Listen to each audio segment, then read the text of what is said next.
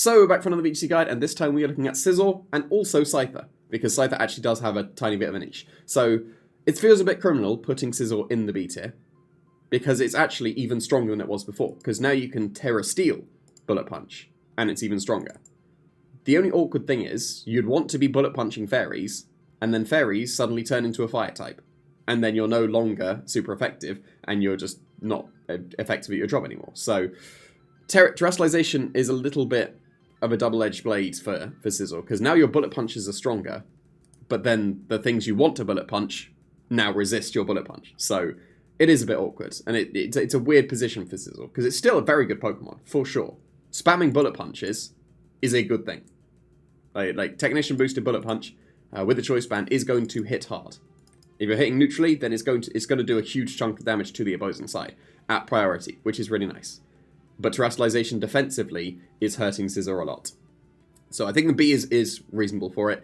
It does seem a bit weird because Scizor has been one of the best Pokemon in the formats that it's been in previously. Like, for example, the Brilliant Diamond and Shining Pearl format, it might have been the best Pokemon in the format. So it seems a bit weird giving it B, given that it's doing exactly the same job. But Terrestrialization is hurting it a bit. So this is basically just maximizing the damage outputs. There's nothing too fancy here, just it hits the bump, and then a tiny bit more special defense because it's a bit more optimal to put it in there.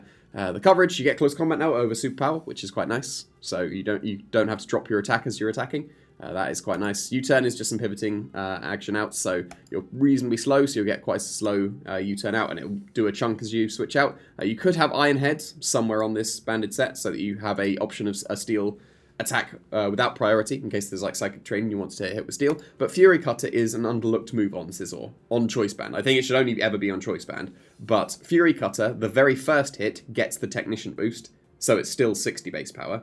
Then it goes up to 80, which is still entirely reasonable, and as strong as X-Scissor. So, X-Scissor? That's the name of the Pokemon. X-Scissor.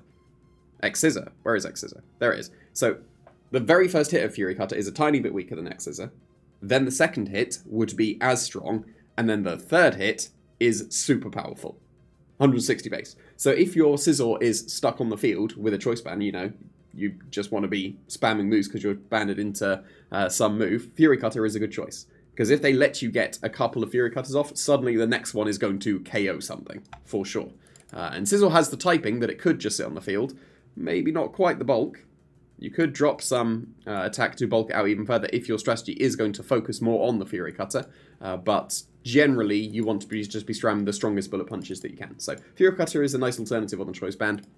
But generally, you're going to be spamming bullet punches. And you can do that without the Choice Band as well, because it gets Swords Dance. And then you got extra strong bullet punches instead. So I'd probably recommend Life Orb on Scizor, so you can get the extra power of the bullet punches.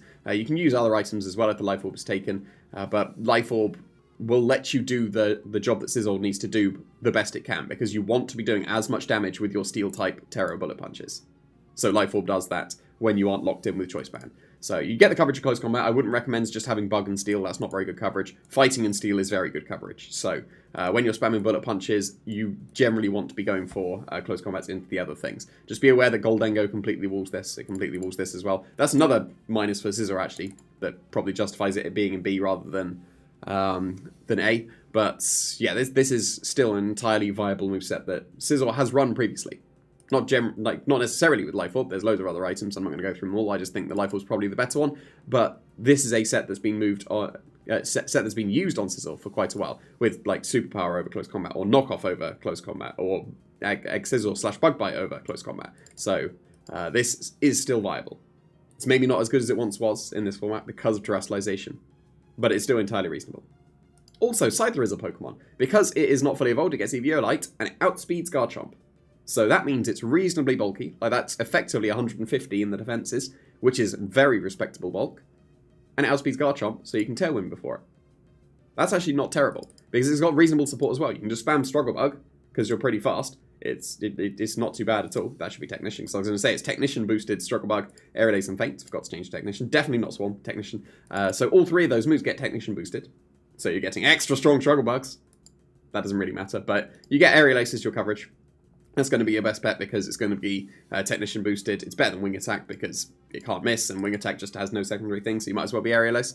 And then Feint as well is going to be a good spot. If you're trying to sweep in the Tailwind, Feint allows that a lot more effectively because then they can't they can't just protect away the Tailwind turns, so then Fate would be able to break the protection there, and also give a tiny bit of priority, so if they're down to a Focus Sash, then Scyther can just pick it off. So this still is entirely reasonable.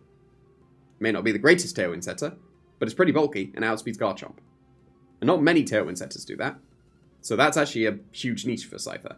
You can go flying, Terra typing, so you can get a little bit stronger on your Aerial Aces, but you could also go with Steel, and then you can resist the Rock type attacks that would be coming your way as well. So yeah, Scyther definitely has a small niche. It's reasonable. If you need a Tailwind setter, you can definitely look at this, because it outspeeds Garchomp. That's the big thing. If it undersped Garchomp, I think the Scyther would just be completely pointless. But it outspeeds Garchomp, and that's pretty big, so it is usable as well.